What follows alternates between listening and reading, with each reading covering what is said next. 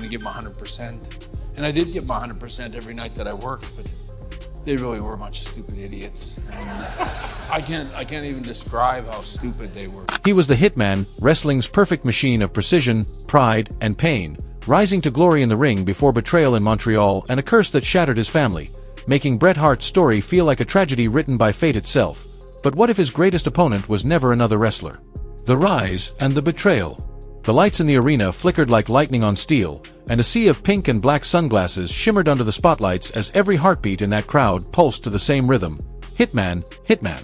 It was 1997, and Bret, the Hitman, wasn't just a wrestler. He was Canada's living superhero, the clean-cut technician who fought with precision, pride, and artistry. Yet behind the quiet confidence of the excellence of execution, the wheels of betrayal were already turning, and what happened next would not just end his career but change wrestling forever. Bret Hart's story did not begin under the bright lights of the WWF, but deep beneath the Hart family mansion in Calgary, in a place known only as the Dungeon, where Stu Hart, his father, broke bones and built champions, and where Bret would later call it a dungeon of pain and pride. From a young age, he was shaped by strict discipline, and his childhood was not filled with toys and cartoons but with suplexes, submission holds, and the echo of screams from his father's trainees, as Stu, a legend. Himself, promoter, trainer, and patriarch of a dynasty, devoted his entire life to shaping what would become wrestling's golden age. I did in my career, I mean,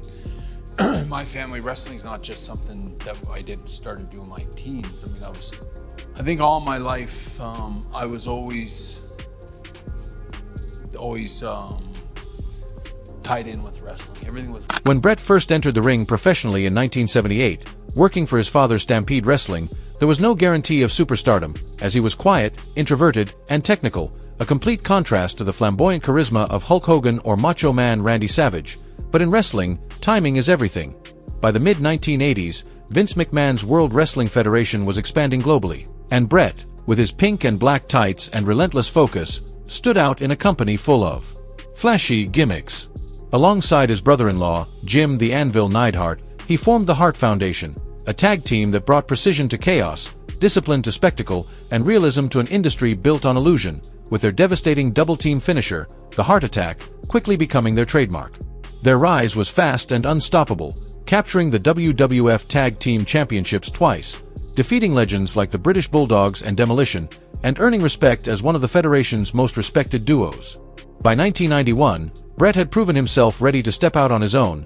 breaking free from the tag division to carve one of the most respected singles careers in wrestling history, and his matches against Mr. Perfect, Roddy Piper, and the British Bulldog weren't just fights, they were masterclasses, earning him the reputation as the best technical wrestler alive. With critics like Dave Meltzer in 1992 writing, Bret made the Intercontinental title mean more than the heavyweight championship itself, and from there, he rose to the very top, becoming WWF champion in 1992 after defeating Ric Flair in a small arena in Saskatoon, Canada, a victory that would mark the start of his reign as the face of the company's new generation era came at a time when the WWF was struggling financially, with Hulk Hogan stepping away amid steroid scandals and fan fatigue, and Bret Hart became the Federation's backbone, not with the muscles of a comic book hero, but with storytelling that was second to none, as every move he made in the ring looked real and every match had meaning, earning Vince McMahon's words, "You're the guy now," and for the next 5 years, Bret carried the company on his back, loved across the world, especially in Canada and Europe, where fans treated him like royalty, from sold-out shows in Toronto's Skydome to standing ovations in Wembley Stadium, making him not just a performer but a symbol of integrity in a business often clouded by ego, as he never cheated, never lied, and simply wrestled, which made what happened next all the more gut-wrenching. By 1997, the wrestling world was changing, with WCW, the rival promotion backed by Ted Turner, launching an all-out war with WWF, and Bret, once Vince McMahon's golden boy, caught in the middle, still the champion and adored by millions. But behind the curtain, everything was collapsing, as his contract with WWF was expiring and McMahon, facing financial strain, could not afford his $1.5 million salary. So reluctantly, Bret signed a 3-year, $9 million deal with WCW, agreeing with McMahon to finish his final weeks in WWF on good terms until one match changed history forever. The date was November 9, 1997, at Survivor Series in Montreal, Quebec, where Bret Hart faced Shawn Michaels, a man he openly despised. Their real-life feud turned toxic, fueled by backstage politics, jealousy, and national pride, as Bret was the Canadian hero and Shawn the cocky American rebel, with tension spilling far beyond the ring, and as Bret later admitted in Wrestling with Shadows. Their rivalry had become personal, poisonous, and unforgivable. The storyline was supposed to end with dignity, or so Bret thought, as in a private meeting that afternoon, he suggested a simple disqualification finish, allowing him to forfeit the title later without embarrassment in front of his home crowd, and Vince McMahon agreed, or at least pretended to. But what Bret did not know was that Vince, Michaels, and a handful of WWF insiders were already plotting to betray him live on pay-per-view. And Bret himself later blamed fellow stars for what happened. I think Hulk Hogan was pulling the strings on Eric Bischoff like a puppet. And he was such a piece of really. That night, more than 20,000 fans filled Montreal's Bell Centre, waving Canadian flags and chanting Bret's name, as the match itself was brutal, technical, and emotional, a fight that blurred the line between fiction and reality, with Bret carrying Shawn through every sequence and selling each move with surgical precision, until, with barely a minute left, the unthinkable happened. Shawn Michaels suddenly locked Bret into his own finishing move, the sharpshooter, and Bret reversed it perfectly. Which was the plan, but as he transitioned out of the hold, referee Earl Hebner, acting on direct orders from McMahon, rang the bell, ending the match despite Bret never tapping out, and the crowd erupted in confusion and rage as Bret realized he had been double-crossed, spitting directly into Vince McMahon's face, smashing monitors at ringside, and tracing the letters WCW in the air with his finger. While cameras cut away and the show ended abruptly, leaving backstage chaos in its wake, as according to Hebner's shoot interview, he had been told minutes before the match that if he didn't ring the bell, he would be fired, with McMahon having assembled a secret team including Shawn Michaels, Triple H, and producer Gerald Briscoe to carry out the betrayal, and even some referees and cameramen were left in the dark, with Sports Illustrated calling it one of the most cold-blooded decisions in wrestling history. And when Bret stormed into the locker room, Vince followed, and without warning, Bret threw a single punch that knocked McMahon out cold, leaving him with a concussion and a swollen ankle according to Bruce Pritchard's Something to Wrestle podcast, while wrestlers like Mick Foley threatened to quit in protest, splitting the locker room down the middle. Half blaming McMahon for the betrayal and half blaming himself for refusing to drop the title, Bret Hart faced damage that was irreversible, as the Montreal Screwjob was not just a wrestling controversy but the death of trust, turning Vince McMahon into the villainous Mr. McMahon character that would dominate the Attitude Era, fuel the rise of Stone Cold Steve Austin, and ironically save WWF's ratings, while for Bret, it destroyed everything he believed wrestling stood for. And in Wrestling with Shadows, filmed before and after that night, he said, "I gave Vince my life, and he sold me out on pay-per-view." Walking out of the Bell Center silent, betrayed, and visibly broken without even packing his gear. Ending his 14-year WWF career not with applause but with humiliation. When he arrived in WCW the following month, fans hoped he would get his revenge and start fresh, but as Bret later admitted in his autobiography Hitman, "My real life in the cartoon world of wrestling. The Screwjob haunted me. I couldn't shake the feeling that I'd been erased, as history had been rewritten overnight, with Vince using Bret's fall as a catalyst for the company's rebirth, creating villainous chairman versus rebellious superstar storylines that skyrocketed ratings, while Bret was left in WCW poorly booked, directionless, and emotionally drained, feeling like a ghost walking through someone else's company. The man once known as the best there is, the best there was, and the best there ever will be now. Struggling to find meaning in a business that had turned its back on him. And yet, the worst was still to come, as in the following years, Bret's life would spiral into tragedy after tragedy, including a career-ending concussion from Goldberg's infamous kick, the death of his brother Owen Hart during a live WWE event, and a series of health crises that nearly claimed his life, transforming a story that began with betrayal in the ring into something far darker. A curse that seemed to follow him long after the cameras stopped rolling, but before the fall, the betrayal in Montreal remained the defining moment, the wound that never fully healed, and Bret himself said in a 1998 WCW interview, "Vince didn't just screw me, he screwed the fans, the boys in the back, and the idea of honor in this business." The Hitman had walked into Montreal a hero, but he walked out in exile, and in that silence under the fading echo of the crowd. Wrestling itself was forever changed, as the years following the Montreal Screwjob pushed Bret Hart into the darkest chapters of his life, and if the betrayal had broken his spirit, what came next would break his body, his family, and nearly his will to live. When Bret arrived in WCW in December 1997, fans expected fireworks. The wrestling purist turned avenging hero who had been robbed on live television, but almost immediately, something felt wrong, as WCW didn't know what to do with him. with no major storylines, no long-term plans, and no emotional payoff for the most infamous moment in wrestling history. Bret had left WWF as its top star, but in WCW, he was treated like just another mid-card talent, later saying, "I walked into a company that didn't understand me, didn't respect me, and didn't know what they had," as the booking was chaotic, throwing him into half-hearted storylines instead of dream matches with legends like Sting or Ric Flair that fans had waited decades for. While backstage, the locker room was divided by politics, creative egos, and executives who cared more about ratings than wrestlers' health. Bret tried to hold on, giving solid matches night after night, but the spark was gone, as the man who had once carried WWF on his back now looked tired, adrift, and disillusioned, until December 19, 1999, at Starrcade, when Bret faced Goldberg for the WCW World Heavyweight Championship in what was supposed to be a redemption arc, finally standing tall as the champion. But instead, midway through the match, Goldberg went for a mule kick he had done dozens of times, and this time it landed wrong, connecting with the side of Bret's temple at full force, the sound echoing like a gunshot, and though he dropped instantly, dazed, Bret kept wrestling for another 10 minutes, finishing the match as if nothing had happened, unaware that in that instant, his career had ended. And then, like when Bill Goldberg kicked me in the head and ended my career, it was such a lousy way to go because I didn't know my career was over.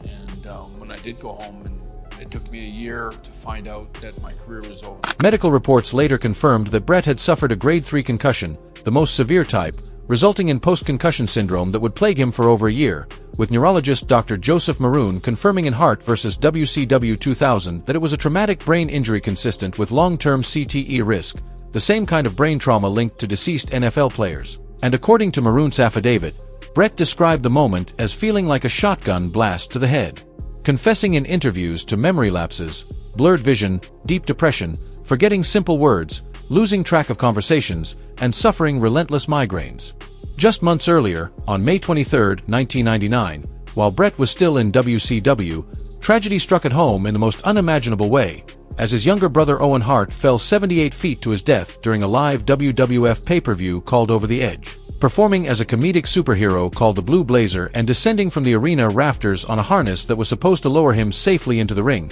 But the harness failed, with a quick-release mechanism, later determined to be a cheaply modified sailboat clip rather than a professional stunt rig, malfunctioning and releasing Owen mid-descent, and according to the rigging report by Delbert Hall in 2000, he fell at a speed of 54 miles per hour, hitting the top rope chest first before collapsing lifeless in the ring, the impact causing an aortic rupture that killed him instantly, while the audience screamed in confusion and WWF continued the broadcast, leaving fans at home completely unaware of what had just happened.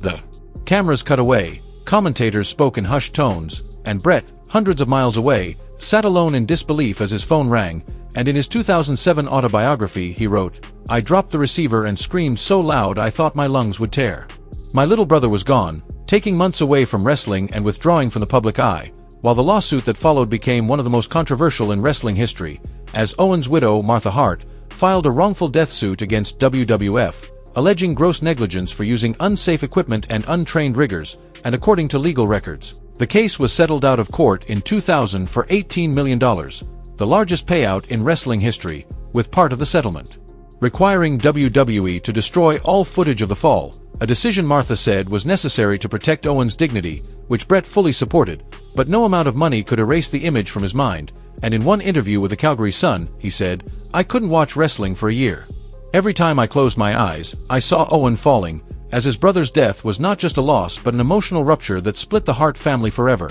with some relatives staying loyal to Vince McMahon for business reasons while others, including Bret, severed all contact, fracturing the once proud wrestling dynasty beyond repair." By the early 2000s, Bret's life had become a series of quiet declines. His career was gone, his brother was gone, and the WWF he'd helped build was now publicly mocking his name on television, while even his health began to collapse, and in June 2002, disaster struck again when Bret was cycling near his home in Calgary, lost control, hit a patch of gravel and fell, smashing the right side of his head on the curb, waking up in a hospital bed unable to move the left side of his body after suffering a massive stroke caused by a blood clot in the brain's right parietal lobe, with doctors unsure if he would ever walk again, according to Sportster.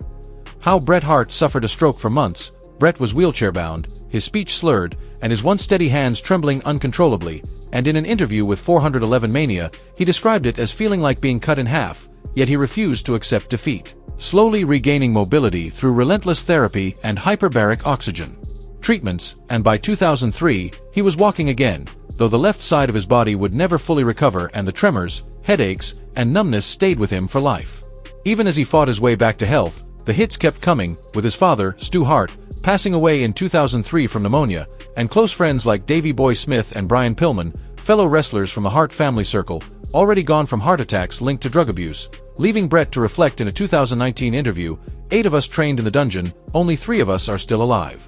While the pain followed him everywhere through 2 divorces, battles with depression, insomnia, and post-traumatic stress, recalling to Sports Illustrated in 2017, "I used to dream about Montreal. I'd wake up sweating, thinking I was still in the ring."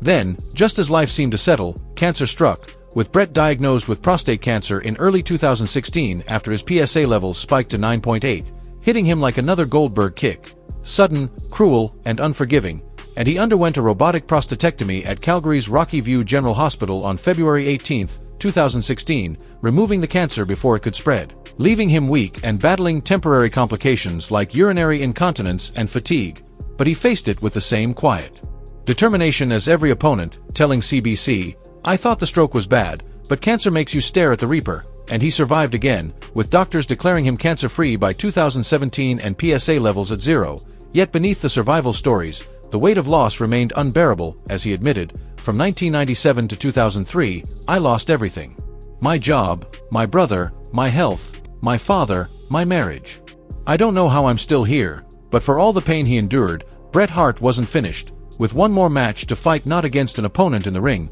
but against his own past, a battle for survival and redemption. The story of Bret Hart could have ended with pain, and for a long time, it seemed like that was exactly how it would, with betrayal, concussion, loss, stroke, and cancer, as the man endured every possible heartbreak life could throw at him. But what truly defines a legend isn't how hard they fall, it's whether they ever stand again, and for Bret, the Hitman, redemption came in the most unexpected way, inside the very ring that once broke him. By 2009, the idea of Bret returning to WWE seemed impossible, having spent over a decade publicly condemning Vince McMahon, calling the company a machine that eats its own, refusing to attend Hall of Fame ceremonies, turning down reunion invitations, and rejecting lucrative offers for cameo appearances, as he admitted in interviews that he still had nightmares about Montreal, the betrayal, the booze, and the ringing bell.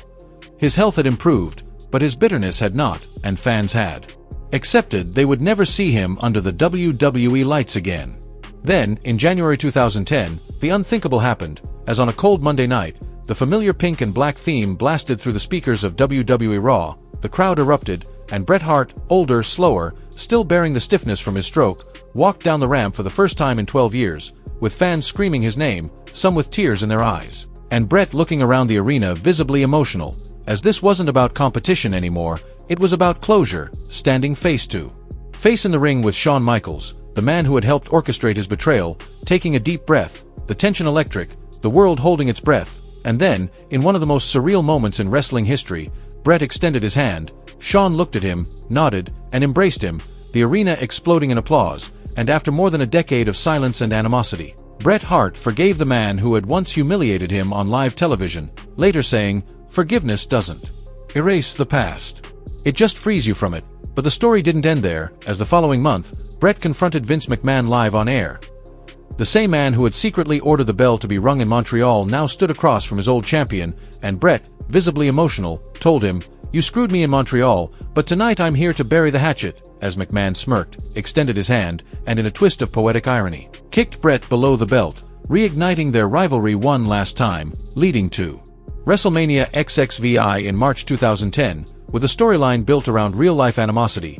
Bret Hart versus Vince McMahon in a no-holds-barred match, where fans expected something symbolic, and that's exactly what they got, as Bret didn't wrestle in the traditional sense, his body couldn't handle it, but fought with emotion, each strike carrying the weight of 13 years of bitterness. While members of the Hart family surrounded the ring, trapping McMahon in his own creation, and Bret pummeled him with steel chair shots before locking him in the sharpshooter, with the crowd roaring in approval as Vince tapped out. And in that moment, Bret Hart, the man who had been humiliated, betrayed, and left broken, finally got his revenge, but more importantly, He found peace, not celebrating or gloating, simply standing with arms raised, surrounded by his family, while 70,000 fans in Phoenix chanted his name, as it was no longer about vengeance but closure. That same year, he won one final championship, the United States title, defeating The Miz on Raw before vacating it days later, more ceremonial than competitive, symbolically reclaiming his place in wrestling history, with his final in-ring appearance coming in 2011 during a WWE UK tour in a lighthearted exhibition match that ended not with a sharpshooter but with a standing ovation.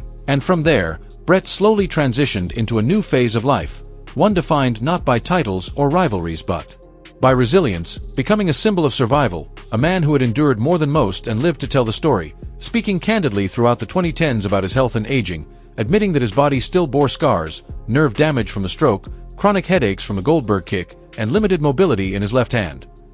Yet his tone wasn't bitter anymore, it was reflective. As he told CBC News in a 2017 interview, "I've learned to make peace with my story," and outside the ring, Bret's focus shifted toward advocacy, becoming a vocal supporter for stroke awareness, concussion safety, and cancer prevention, giving speeches in hospitals, visiting rehab centers, and using his fame to raise funds for medical research, while to younger wrestlers, he was no longer just the Hitman but a teacher, a mentor, and a warning about the price of pushing too hard. In 2016, he made another emotional return, this time to WWE's Hall of Fame ceremony, standing beside Natalya Neidhart and others to induct his late brother-in-law Jim, the Anvil Neidhart, and 2 years later in 2019, he was inducted again as part of the Hart Foundation, immortalizing his partnership with Neidhart and the legacy of their pink and black brotherhood. With Bret standing on stage visibly overwhelmed when a fan suddenly jumped the barricade and tackled him mid-speech, but he got up, brushed off his jacket, and finished his sentence as though nothing had happened, while the crowd rose to their feet in applause, a moment of calm amid chaos that summed up Bret Hart perfectly. Over the years, he has reflected on his family's legacy, the Hart dynasty that began with his father Stu's grueling training in the dungeon, remembering so many who went too soon: Owen, Davey Boy Smith, Brian Pillman, Dean Hart, Georgia Hart, and once telling an interviewer, "We all paid the price for loving wrestling too much," yet his pride in their legacy never faded, continuing through Natalya, Tyson Kidd, and the next generation of wrestlers influenced by his style, from CM Punk to Bryan Danielson, with his DNA living on inside the ring. By 2025, Bret Hart is 68, living quietly in Calgary, running a bar and restaurant called the Heart and Soul, where fans still line up to shake his hand, still recognized everywhere he goes though fame no longer excites him, saying instead, "Peace excites me, quiet mornings, a good cup of coffee, and knowing I'm still here," while physically he continues to battle long-term effects of his injuries, including post-stroke neuropathy, fatigue, and mild tremors, yet his spirit remains sharp. Training a few times a week with his niece Natalya to maintain strength and coordination, and collaborating with HBO Canada on a documentary set to release in 2026 titled The Last Hart, chronicling his life's triumphs and tragedies, while wrestling journalists, athletes, and fans continue to debate his legacy, asking if he was truly the best there is, the best there was, and the best there ever will be. And his peers seem to agree, with Vince McMahon calling him the man who carried WWF through its hardest years and Chris Jericho saying, "Bret was the worker's worker, the guy everyone else secretly wanted to be." And with that, his story stands as one of survival, resilience, and an enduring legacy that continues to inspire.